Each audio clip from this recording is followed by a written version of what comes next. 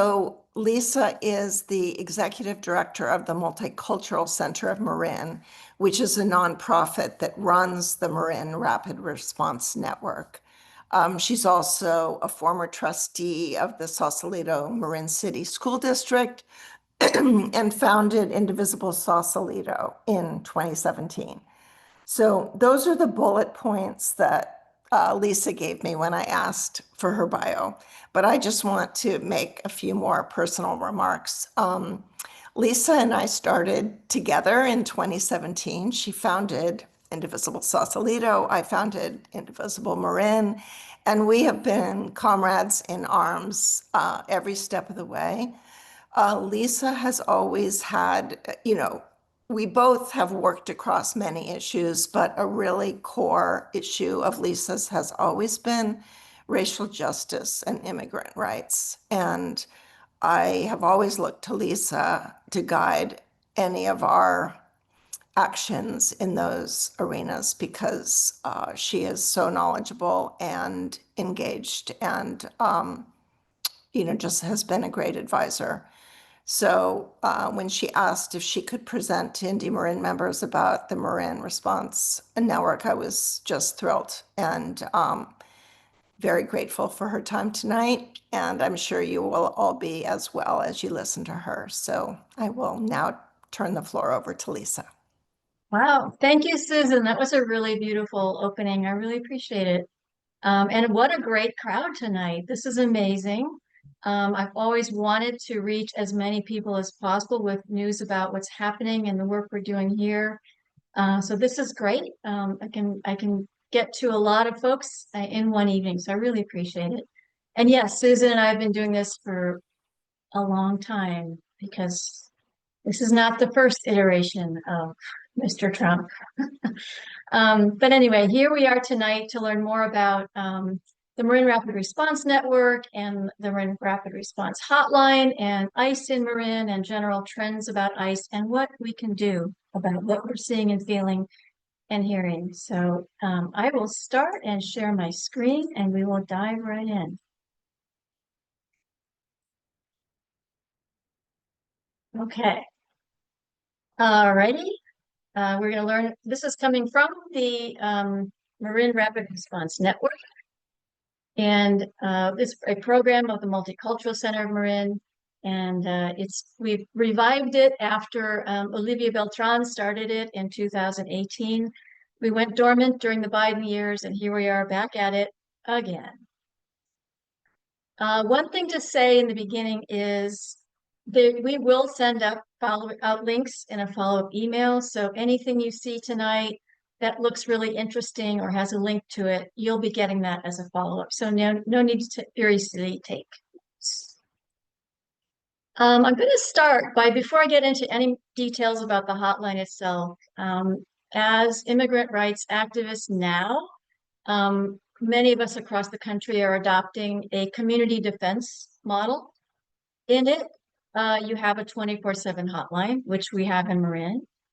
We are training legal observers to document ICE, which we are doing now. And I think I see a bunch of you legal observers here in the audience, which is amazing. And we offer trainings for Know Your Rights and for employers, and that is happening now. But what is to be happening or needs to happen to a greater extent is financial support for those impacted by ICE, legal support for those impacted by ICE. And I have to say the county has put out RFPs, requests for proposals for those very things, which I'm really pleased to see them stepping up to do for both direct aid for those impacted by ICE and legal support. And then another need I see or part of the community defense model is advocacy, power building from within the community. That's us, that's the immigrant community, that's all of us coming together. And similarly, to come together in a mutual aid system, which is a sort of informal, do you need help? Let me get you a ride to Safeway. Let me help you with your groceries. It's not essentially part of a particular program. It's just community member to community member. And I have to say my dispatchers on the hotline are they haven't seen much of this themselves, and they are going to talk about setting one up themselves because they are fucking rock stars. And then policy change, which is directed by impacted community members. That is another component of the community defense model. And that's happening, I would say, on a statewide level. And Indivisible is doing it here, as well as the California Immigrant Policy Center. And so I'm going to refer to them at the end of my presentation. But that's the components of what would truly take to have robust community defense against ICE. So here's what we need to do more of in Marin with community organizing, mutual aid. We need to do outreach to day laborers to let them know of their rights, let them know of a hotline, let them know about the plans they should have in place should they be taken. We need funding for basic needs. As I said, the county is offering some money for that. People are getting detained when they go to court or to ICE appointments in San Francisco and in Concord. And we need to have people ready to accompany them. And we need immigration attorneys, particularly pro bono or low cost or no cost immigration attorneys. And so the county is also putting some money forward for that as well. But I doubt it'll be enough, but thank God it's going to be there. So I'm going to talk about ICE in Marin. I'm going to talk about trends, but I'm going to talk about what is happening here, what is needed here, and how you can help. And this is a very general, broad stroke of my presentation. I'm going to veer off topic a little bit, but in general, at the end, you should have a much better sense of all of these things. I'm going to start with the Marin Rapid Response Hotline, and that's the number, and I hope that all of you can put that number in your contacts on your phone as the Marin Rapid Response Hotline, because if you see anything, you can text that photograph to the hotline on this number. You can also call this number. Anyone who is detained by ICE can call this number. We have bilingual dispatchers to take calls 24/7. And if we think we have something we should act upon, like there is a rumor where we see a photograph that looks not like the sheriff, we will send out legal observers who we are training right now and adding to our database to verify or debunk rumors of ICE. And if someone has been detained by ICE and they live in Marin, actually, even if they don't, we don't really have any quabbles. We can fill out an intake form for anyone who is arrested, and they will be connected immediately or fairly soon to an immigration attorney who will help the family member find that person and then offer some initial legal advice, but they cannot take on any new cases. But in that moment of crisis, that resource is invaluable. I skipped ahead. We offer also, every dispatcher has a binder full of resources, including attorneys, including therapists, including how to find someone who's out of state, all of that stuff. My dispatchers are ready to go to provide that information. And these are our priorities right now. And what we are doing now, big time, is training legal observers to be a part of our network. Today, I just hired my second new coordinator, and he's wonderful. And now I have 2 part-timers to take on some of the work that I've been doing myself, which is totally amazing. But it's going to take some time to onboard them, but I'm just grateful that I have them. Their names are Gerardo Garcia and Ria Vasquez, and they will be introducing themselves to the community once they get a little bit more training behind them and get their feet more planted in the work that is ahead of us. I also really need to increase the outreach and training to employers because I do believe that if there will be a raid in Marin, that it will be at some workplace, a large workplace or many workplaces. And just as an aside, we are part of a group of many rapid response networks, both in the Bay Area, in the state, and in the country. But in the Bay Area, we consider a raid as 10 individual arrests in a county in a single day, or a workplace raid, which is where they go to one workplace and basically take anyone they can. We have not had a raid under that definition yet in Marin County this time around with Trump. Actually, Obama was the deporter in chief, but I digress. Another thing we're going to do is implement a mass alert system. You may have heard that Canal Alliance had one way back in January, February, because we weren't quite up and running yet, and they wanted to have something in place.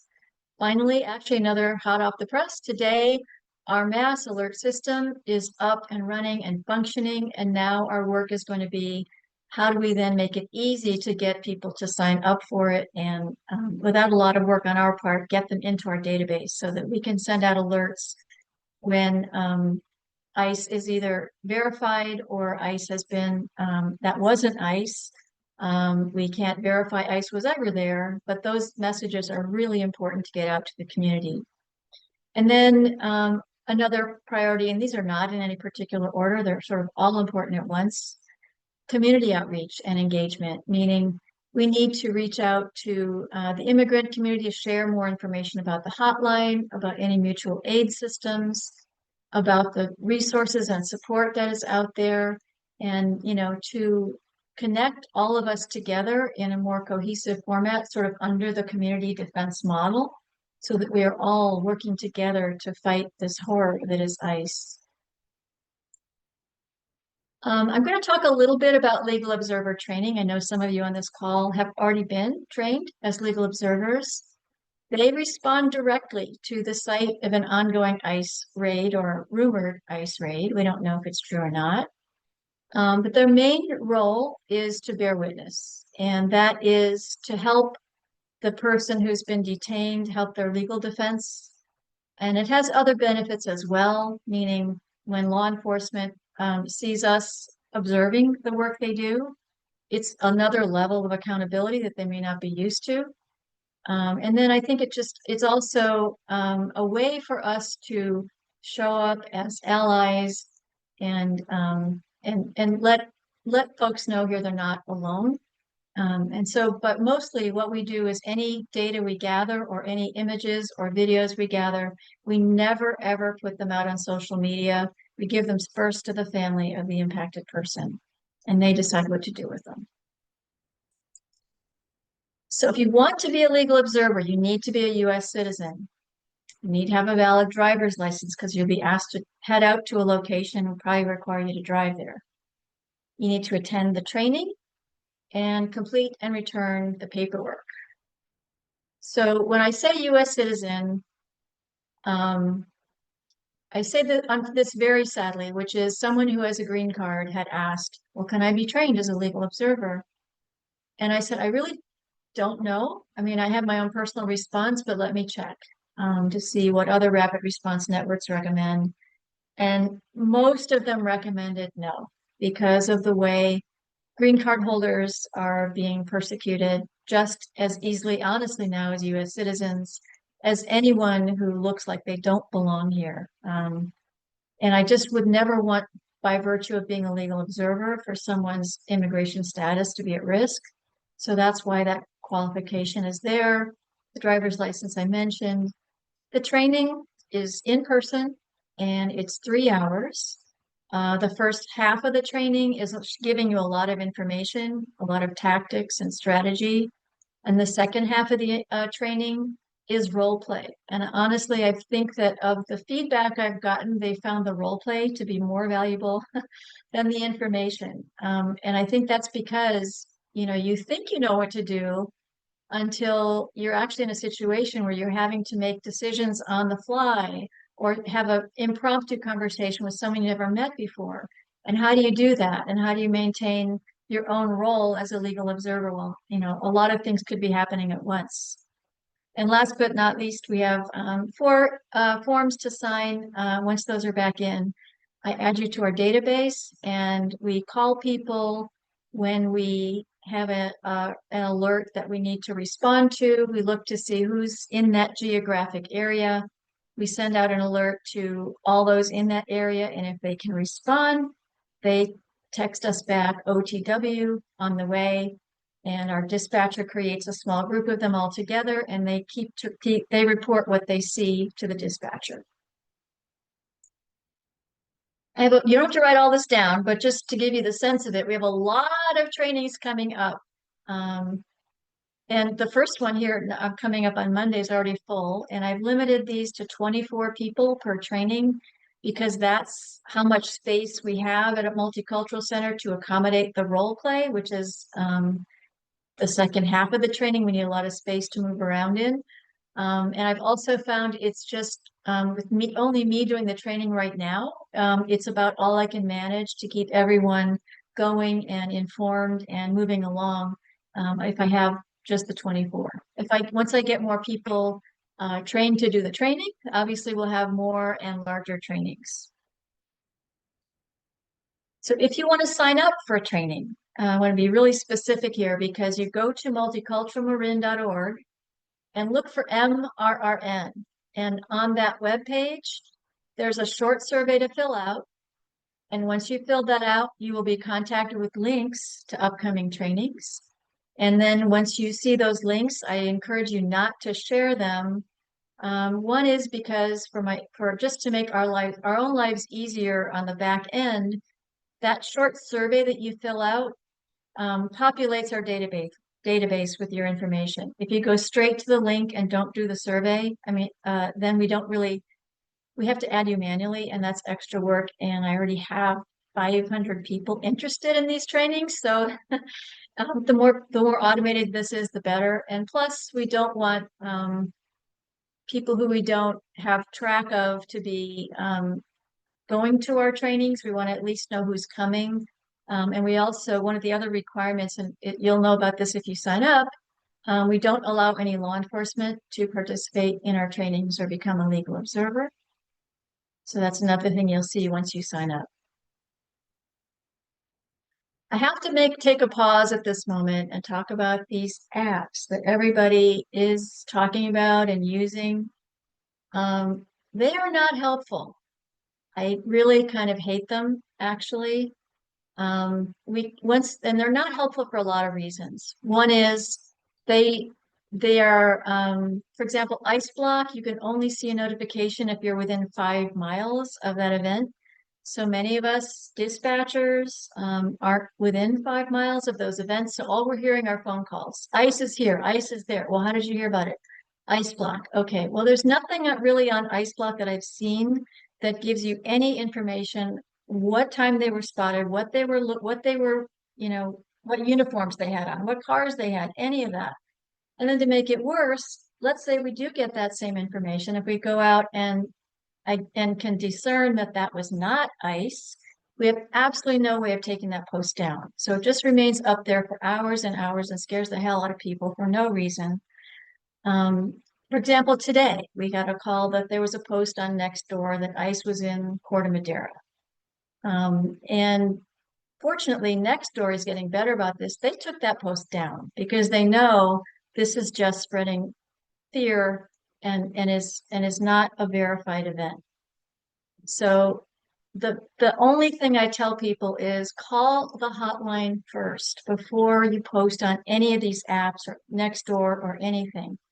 I got a screenshot of the Nextdoor post before it was taken down, and there was a response, talk to this reporter. No, don't talk to a reporter. You don't know anything. This is not verified. It's just spreading rumors and fear. There was an article in the Fulcrum specifically about these apps in Marin and false positives, I guess if you want to call it that, for ICE sightings. And I again go into why I hate these apps. And I'll share this link with you after the meeting, or Susan will. So here is what helpful information looks like when people call the hotline. The size of the activity. We have this acronym SALUTE. Any actions being taken, the location, the unit, who is it that you're seeing? Is it ICE, DHS, HSI? Sometimes you can't tell. The time it happened. I really don't want to know about my sister's cousin thought she saw something in Fairfax 3 nights ago. Not helpful. And then any equipment that you can see.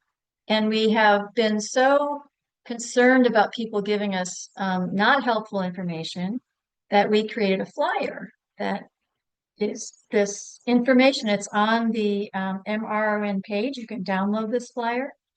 And we did it in Spanish. Spanish, it's lucha, so that people can be very clear on what we need when they call us.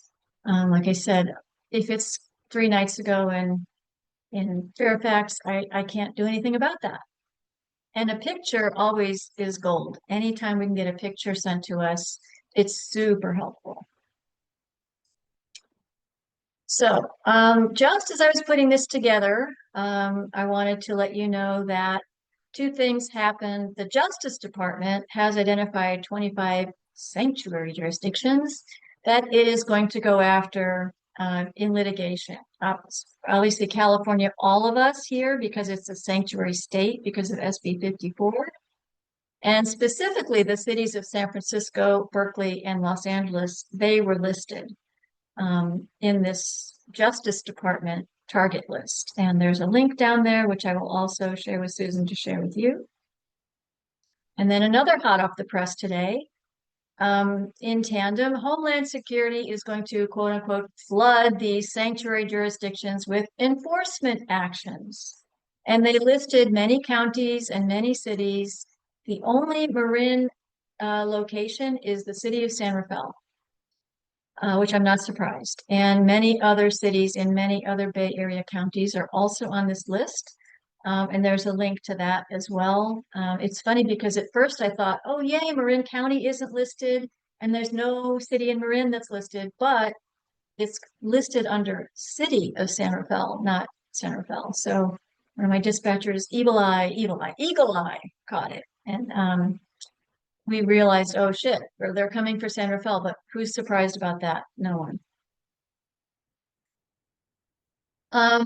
What we're seeing in other cities and is the targeting of workers and workplaces, meaning day laborers, street vendors, small businesses, and even now hospitals and construction sites are no longer safe from ICE.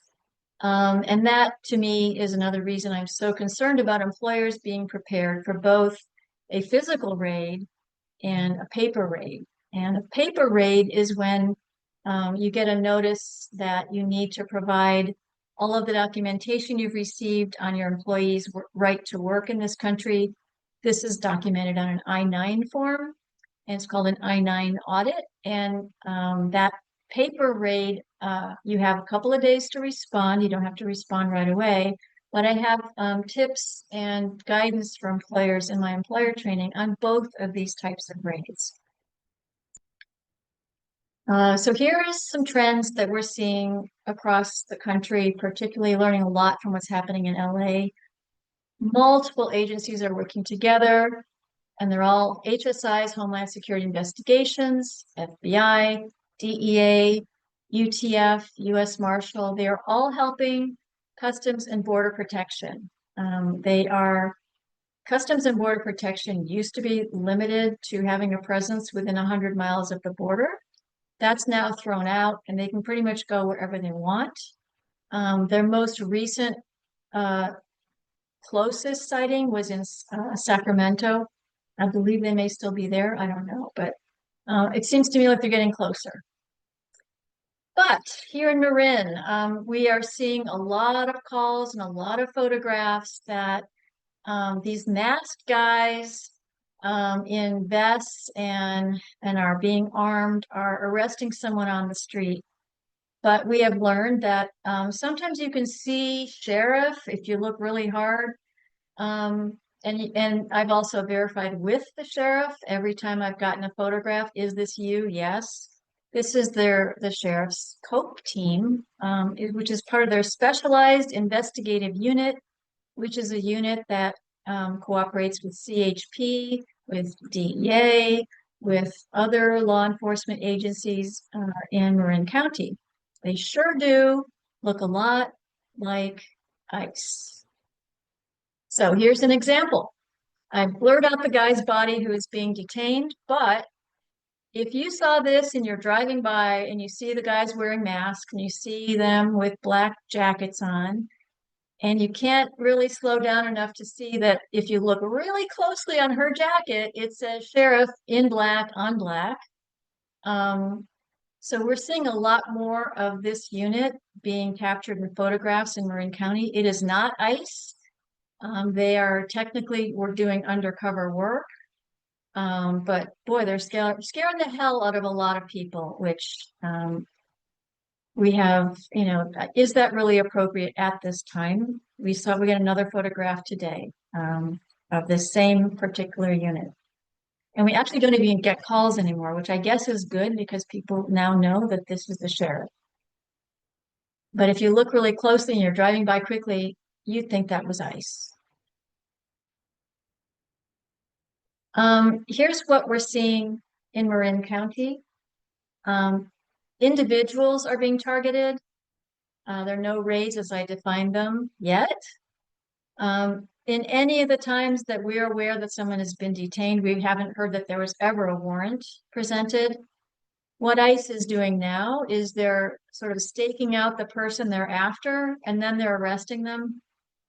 They're driving around in unmarked vehicles that have no plates. They're wearing masks. They are arresting people in public. And I say that because technically they don't need a warrant if they're arresting people in public. And they're also arresting Marin residents when they go to court in San Francisco. And community fear level is off the charts. And as I've said and shown you earlier, sheriff is often mistaken as ICE.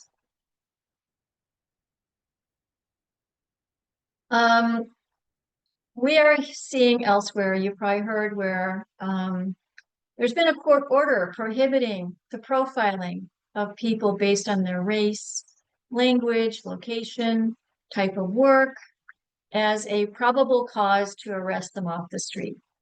It doesn't matter that federal agents are disregarding the order and they continue to arrest people with no probable cause. They're also illegally entering private areas of workspaces without any warrant at all, judicial or otherwise, meaning signed by a judge or administrative. The only warrant that is ever enforceable is one that's signed by a judge. If ICE issued it internally, it is not worth the paper it's written on. We are also seeing U.S. citizens being detained in sweeps, and sometimes they're, pulled aside and released. Sometimes they're actually detained and brought in and ultimately released a few days later. This is what we're seeing in the courthouse. Marin residents and just, people are attending their court appearances or ICE check-ins and are being immediately detained because their cases are being dismissed by ICE. And once that happens, they no longer have any legal status because their immigration proceeding has been dismissed. Therefore, ICE goes and picks them up in the hallway. This is even after attorneys are asking for continuances, are asking for Zoom calls, are asking for, blocking the way. It doesn't matter. And this is happening in the courts and offices in San Francisco and in Concord. The thing that here's the thing, I'm not an attorney, and I'm going to say something that people should do even though I'm not an attorney. I teach my dispatchers, you can answer who, what, where, when, why, how, but you can never answer a should I question. However, we are strongly encouraging people who have court appearances to have a plan in place because it's likely they will be detained if they are pursuing asylum, for example, or an unaccompanied minor. It is really very likely they will get detained at court. But the problem is that these forms, they are on our website, specifically if you have a child and you are going to your court appearance, as did one woman in Marin who had children, and her husband is here and is undocumented himself, have a child care affidavit so that anyone your child is living with, that person can then become have the ability to pick your child up from school, enroll them in school, do all those things that are necessary when you're taking care of a child. And the problem with these forms, though, is that they're very complicated and it takes a lot of time and it's very traumatic for people to fill them out. We are hoping to have more experts on hand to help families fill these forms out. And often the hardest part about doing this is who could be a guardian of my child. And that's different from the child care affidavit. A guardian is someone they would trust to actually, let's say there's no one in the family who could watch their child who is documented themselves, who could be a guardian, and often people don't know anyone who fits the bill. So in West Marin, what I really love is that they are having potlucks of community members and immigrant community members and coming together to just get to know each other and to sort of over time continue with these potlucks and build trust and build relationship, so that there is someone that they could possibly name that they trust to take, and I hate even saying this, to take over responsibility for any children left behind. So as you heard earlier, I'm very concerned about ICE coming to a workplace. So we're offering employer training, and it's very brief. It could be expanded for sure. But right now, what the objectives are of that training is for employers to understand their role and rights, learn about the internal protocols and staff communication plans they should have in place, to learn tools and training that support a thoughtful, informed response. And that is to say, you cannot necessarily stop ICE from doing what they're going to do. It's very clear they're lawless, but you can at least prepare your staff with what are we supposed to do if ICE shows up. And we have this protocol at Multicultural Center. We've set up a signal group of all employees so that they all know what to do. I gave them both the protocol and a cheat sheet. So if ICE shows up, you don't have to read a bunch of words, just look at the flow chart and do that. And I really want to spread the word on these trainings. Here's what employers need to know. Federal agents don't identify themselves when they first approach. They don't have a warrant signed by a judge. And as we learned earlier, it doesn't matter anyway, they're still entering private spaces of a place of employment. And they are required to have a valid search warrant or arrest warrant signed by a judge. And these warrants have to say who they're looking for or where they're trying to go. And this would be the only way they would get access to a private area of a residence, right? Or a workplace. That is true both in any private area. Part of our legal observer training is that we encourage people never to open the door for anyone that they don't know, because let's say ICE, and they have done this, oh, we're the utility department. Can you let us in? And once you open the door, you've given them consent to enter your private space, your residence. So they cannot be trusted. So we're just trying to train as many people as possible, keep the door closed, ask for the warrant, and make sure it's the right kind of warrant.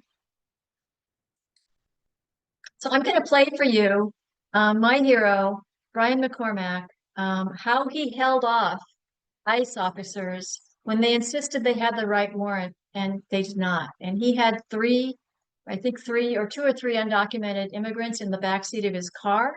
He was taking them to a hearing, and ICE pulled them over. So let me know right away if you can't hear this. I tried it and it works, but we're looking to upgrade our mattress. Well, you came to the right place. We've got ourselves a twin for $9.99. We've got ourselves a full. A New York immigrant rights advocate prevented ICE officers from arresting two undocumented. And before I go further, I just want to make sure everyone can hear this and let me know. I can't see anything, so say something. We can hear, Lisa. Thank you. Awesome. Thank you. Okay, I'll put it back on. Oops, now I've done the bad thing. Hold on. Okay. Immigrants in his car. They pulled him over and showed him what they claimed was arrest paperwork. Now, he pushed back, citing the Constitution. Listen to this. Those are not warrants of arrest, sir. Yes, they are, sir. Warrant of arrest of alien. Yeah, warrant of arrest of alien not signed by a judge. It's not a judicial warrant. I have no obligation to oblige by that warrant. This is a lawful warrant. Signed by a judge? Of the Immigration and Nationality Act, and an official designated with that authority.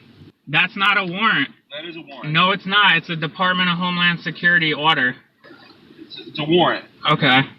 No, it's not a warrant. It's not a warrant under the Constitution of the United States. It's a warrant under the Immigration and Nationality Act of the United States. Okay, that's fine, but it's not under the Constitution. You have no jurisdiction over me as a citizen. I'm the driver of this vehicle. Okay, are you familiar with Title 8, Section 1324 of U.S. Code? Somewhat. Somewhat. In what regard? I'm studying to be a Department of Justice accredited representative, so I've been through trainings. Okay. And I have copies of actually in this box right here, I have a copy of a real warrant and a copy of that, just so people know not to listen to that. Joining us now, Brian McCormack, Executive Director of Columbia County Sanctuary Movement. He is who you just saw in that clip. Brian, thank you for taking the time to be with us. What was the reaction from the officer at the end of the day when you had gone through this whole spiel? First of all, thank you for having me and shedding light on this important issue. I think the reaction of the officer, he was quite surprised because the normal tactics that ICE uses to violate the rights of our neighbors did not work here because I knew my rights, as did the passengers of my vehicle.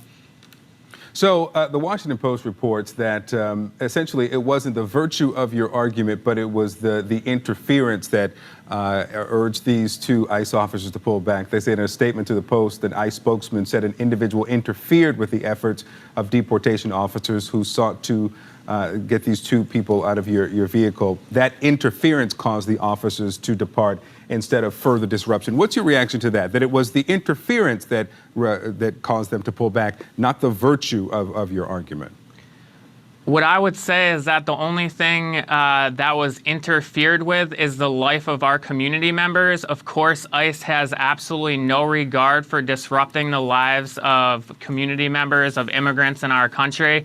And I really do believe that it was the fact that they had no authority because we knew our rights and because there was no judicial warrant, and that's why they left the scene.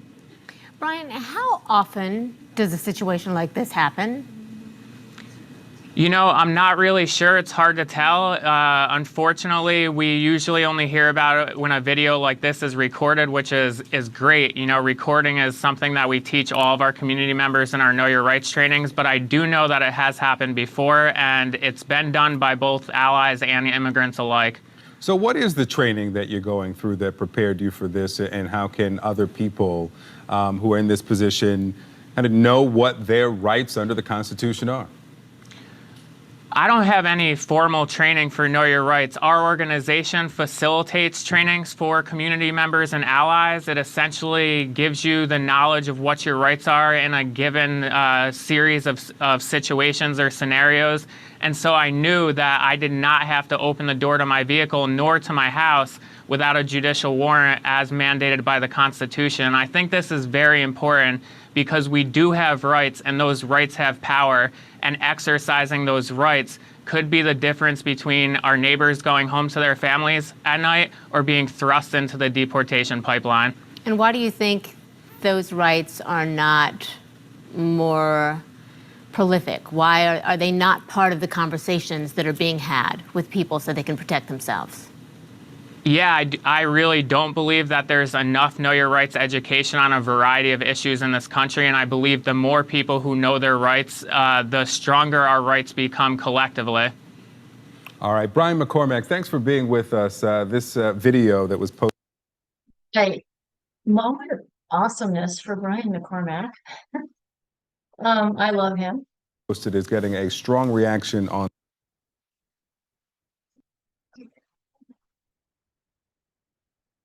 All right. All right, after I give employers, I show them this video just to get back to that training. They get a template for what their workplace ICE protocols could look like.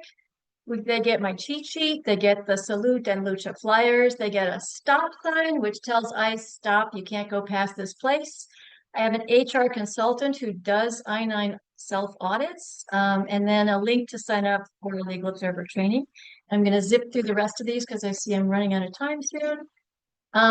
Yes, and I need to reach more employers. So email marinrapidresponse@gmail.com if you have employers interested in this training.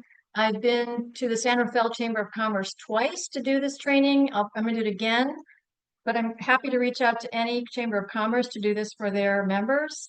And then if you have any large employers who want this kind of training, please let me know. Happy to give it.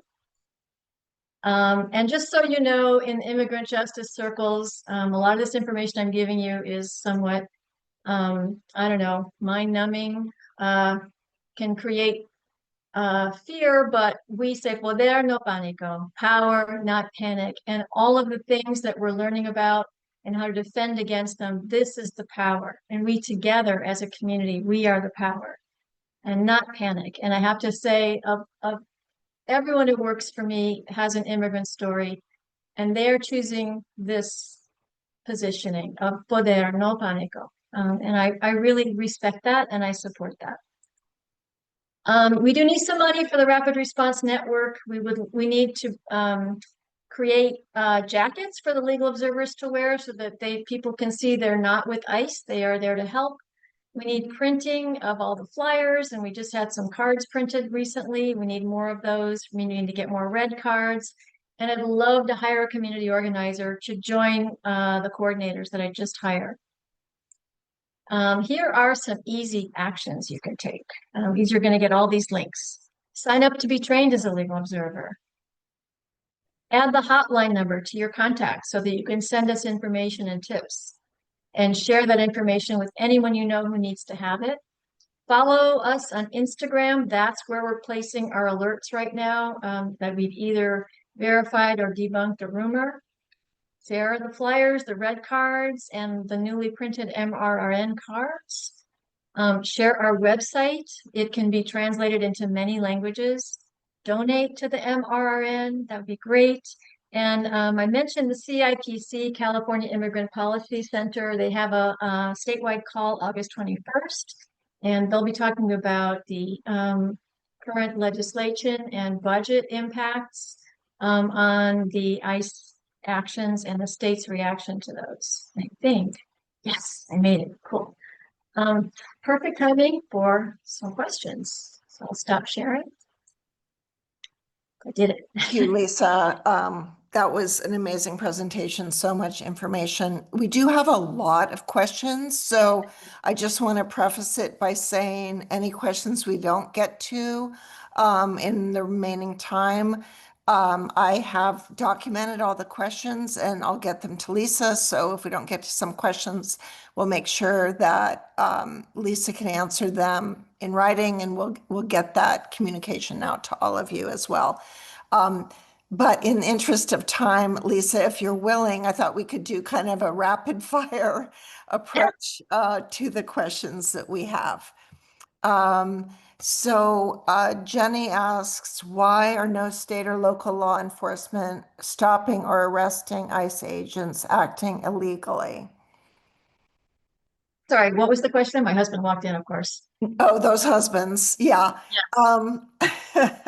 Why is no state or local law enforcement stopping or arresting ICE agents who are acting illegally?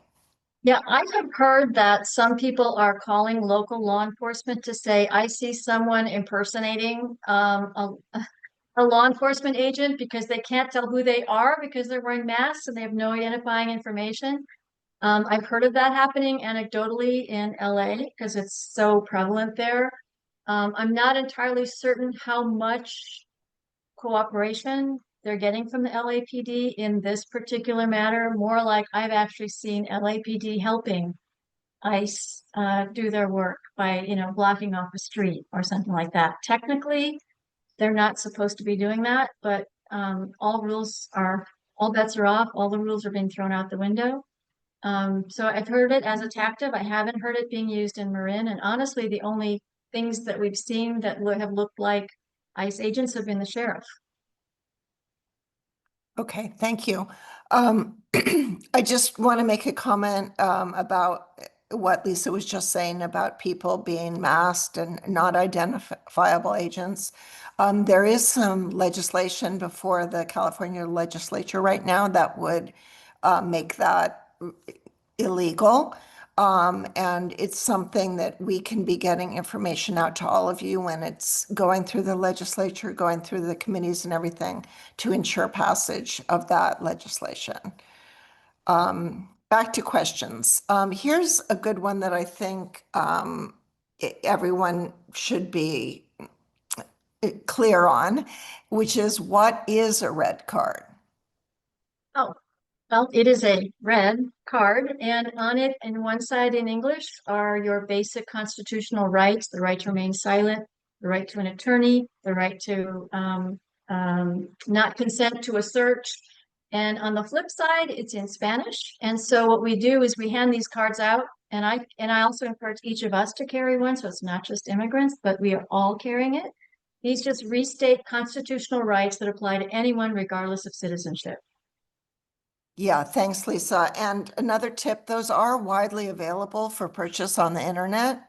I bought, 100, and just they're great to have on hand if you are interacting with someone in the immigrant community. So an easy way that we can be allies. Another question, is ICE or COPE, I'm not sure what COPE is. That's the sheriff's unit. Okay, targeting the Marin Food Bank or other destinations for people who may need help with shopping, groceries, pharmacy. Is there a program to deliver food to those who are too scared to go out at all? That's a lot of questions. So COPE is only going after individuals that they are trying to arrest under the sheriff's jurisdiction. ICE is doing similarly. They're targeting individuals to arrest in Marin County. Yet we had a call a couple weekends ago from a woman whose husband was detained in Las Vegas, but she lives in Marin. She's undocumented. She's afraid to go out. And right now, what's happening is our dispatchers she's from Brazil, so she speaks Portuguese. Our dispatcher speaks Portuguese, has been connecting with her, getting her connected to as many services as possible, and then just individuals who are signing up to help her. But it's hard because she doesn't know these people. So you have to sort of take the time to develop relationships and trust for these things to really scale up. And that's kind of what West Marin is doing, as I mentioned earlier in my presentation. So we need to do that here. Great. So if, I think there are likely people within Indivisible Marin here tonight that would want to volunteer for that kind of mutual aid type work. So please keep us posted on any developments there. Sure. And I know that the faith-based community is also organizing in this way. It's called accompaniment. So that when someone has been impacted by ICE, they have needs like, help me go to the store, help me go to my appointment, help me, all of that. And so I know that they are working on that sort of support as well. So I know Road of Shalom is one congregation, and I don't know the others, but that's one, just a place to start at least. Great. Yeah, this is also educational for all of us, and we'll all be looking at, some of these ideas that you're sharing with us, Lisa. So maybe we at Indivisible Marin can do some further research on what the faith communities are doing, and then support through that.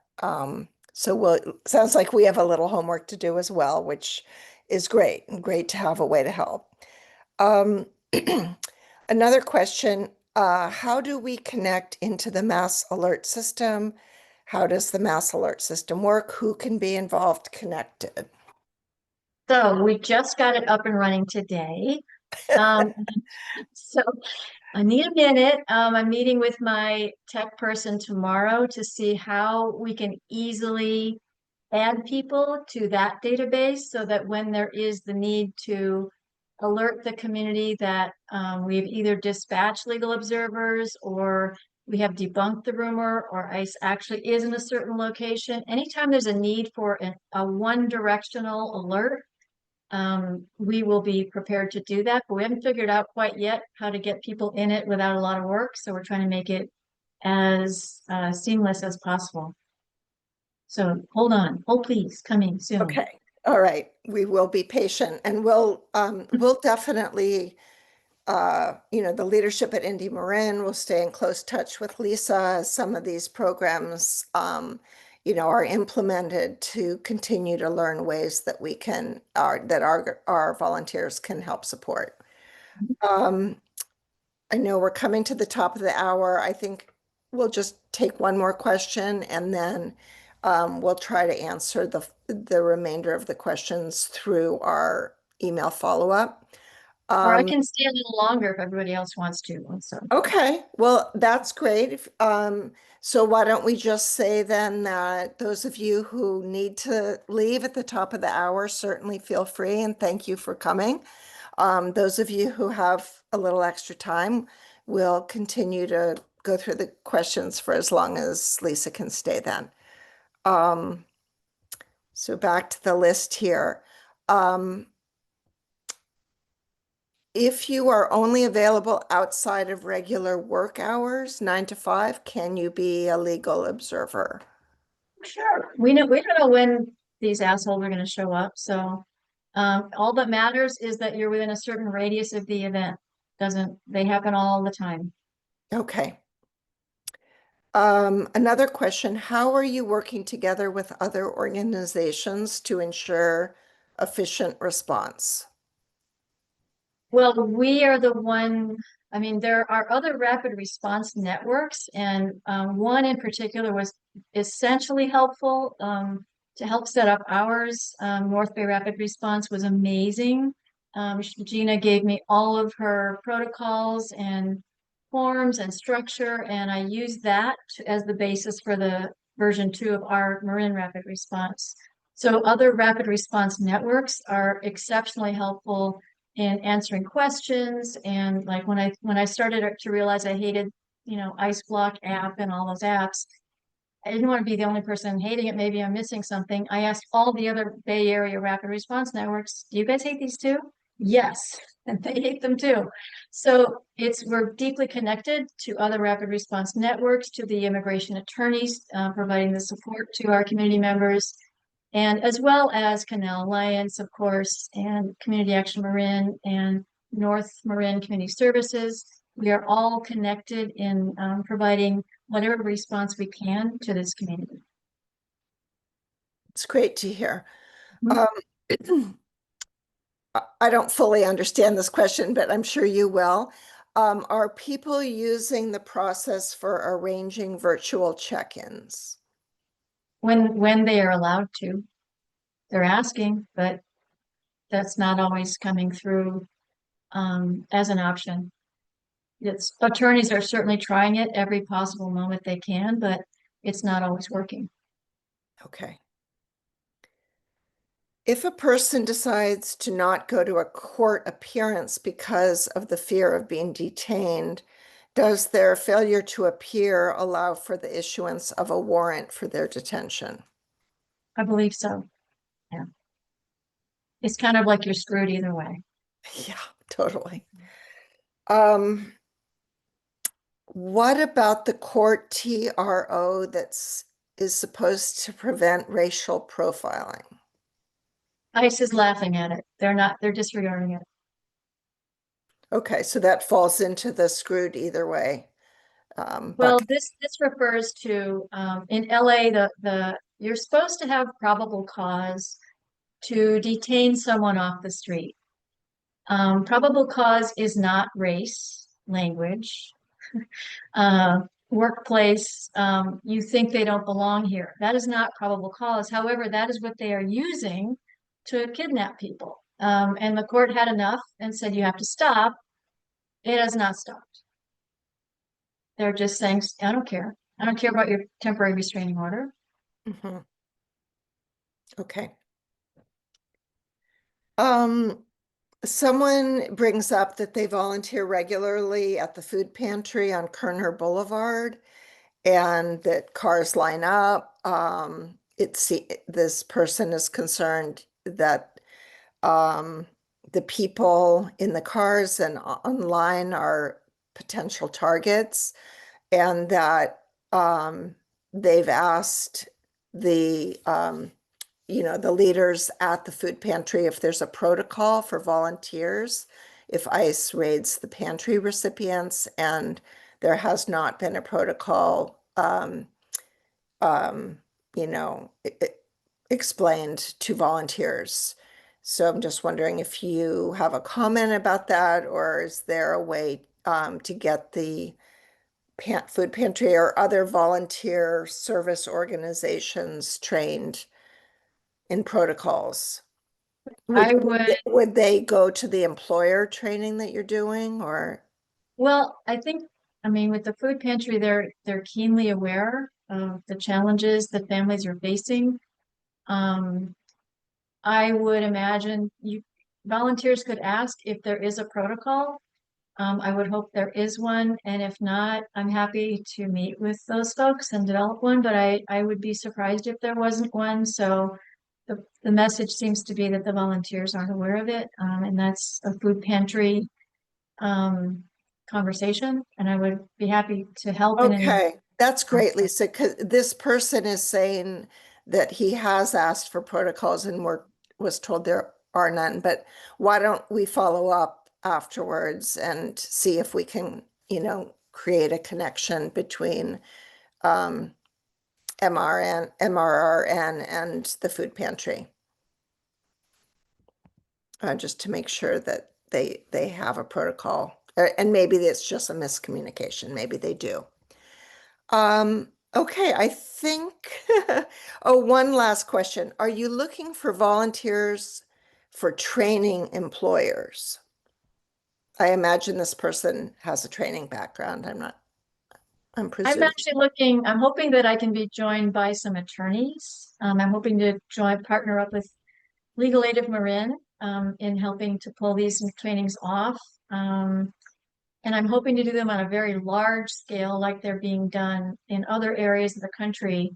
And I'm hoping that I can get some of the space at College of Marin to do like a gigantic employer training.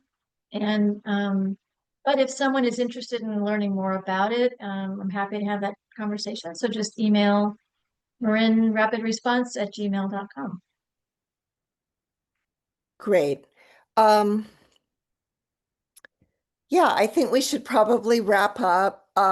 As I've said to everyone, we will stay in close communication with Lisa in terms of getting out the follow-up email with all the links, a recording, and feel free to email us info@indivisibleMarin.org with any questions that you'd like us to relay to Lisa. We're happy to do that.